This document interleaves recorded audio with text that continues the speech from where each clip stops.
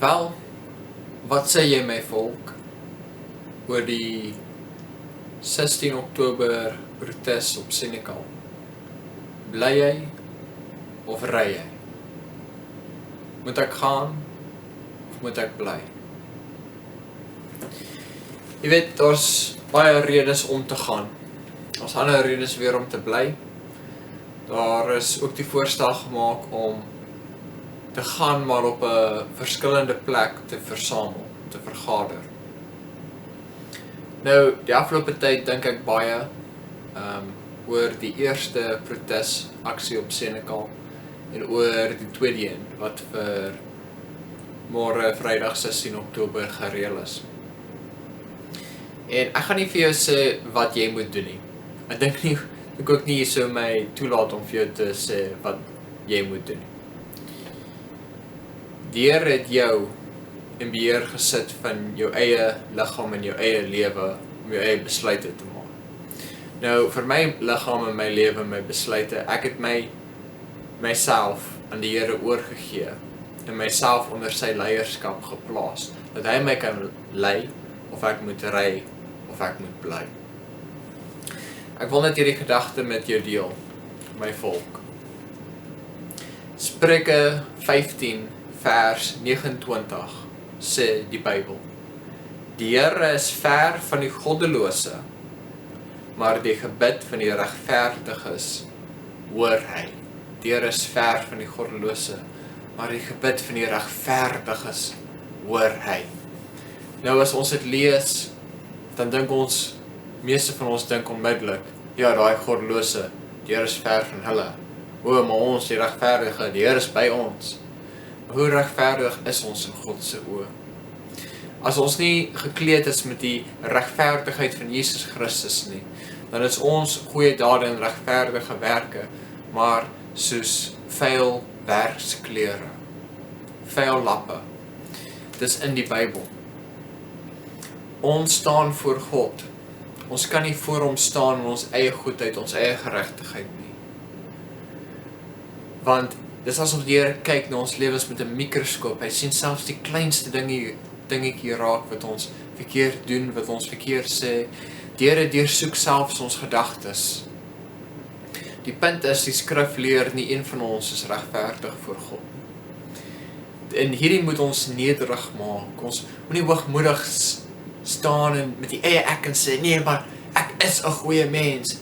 Ek is reg. Ek is regverdig. Ja, jy kan dalk wees, as jy jouself vergelyk met die wêreld, of as jy jouself vergelyk met mense wat nie Christus ken nie, wat hulle self volkome uitverkoop om die werke van die bose te doen. Ja, maar God vergelyk nie jou met die slegste mens op aarde nie. God vergelyk my en jou met Jesus Christus, en in die lig van die woord en in vergelyking met God se seun self wat volmaak is, skiet elkeen van ons tekort. Ek lees nog een vers, net een vers.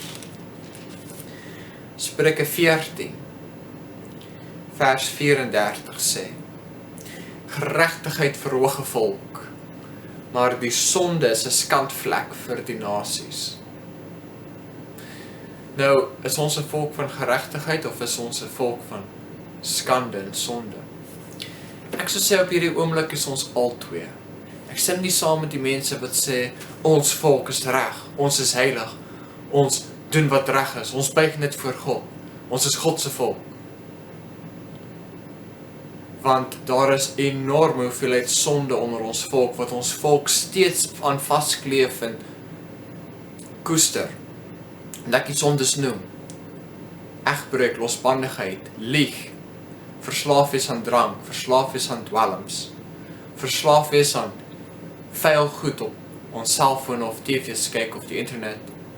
Nee, dit is nie die tipe goed wat 'n volk doen wat deur God geseën is nie. Nee, God seën nie sonde nie. Maar daar is ook goed in die Afrikaner volk en die boerevolk. Daar is steeds goed onder ons mense. Mense wat die Here liefhet, mense wat die Here dien, mense wat Jesus ken, mense wat bid, mense wat God se woord gehoorsaam is, mense wat mekaar liefhet. Daar is steeds goed onder ons volk. Maar daar is ook baie sonde. Nou, ek kan nie my volk verander nie, as ek kon, sou ek. Ek kan net myself beheer. Ek kan net persoonlik kies, maar ek gaan die Here dien. Vir my en my huis, ek gaan die Here volg. Ek gaan God navolg. Ek gaan die woord lees en gehoorsaam wees en bid, Heer, soos U my krag gee, gaan ek 'n man van God wees. En ek vra, ongeag wat Seneca aanbetref, of jy gaan ry of jy gaan bly, maak seker jou saak is reg met God. Nie een van ons weet die dag wat ons gaan sterf nie. Ek bly eintlik oor see, ek woon nie meer in Suid-Afrika nie. Ek kan vandag sterf in 'n karongeluk. Waar gaan my siel op eindig? Luister my volk, elkeen van ons gaan sterf. Of ons vandag sterf, môre, oormôre, of 50 jaar van nou af. Ons weet nie wanneer die dag is nie. Ons weet nie wanneer die tyd gaan kom nie. Maar ons weet dat ons sal sterf.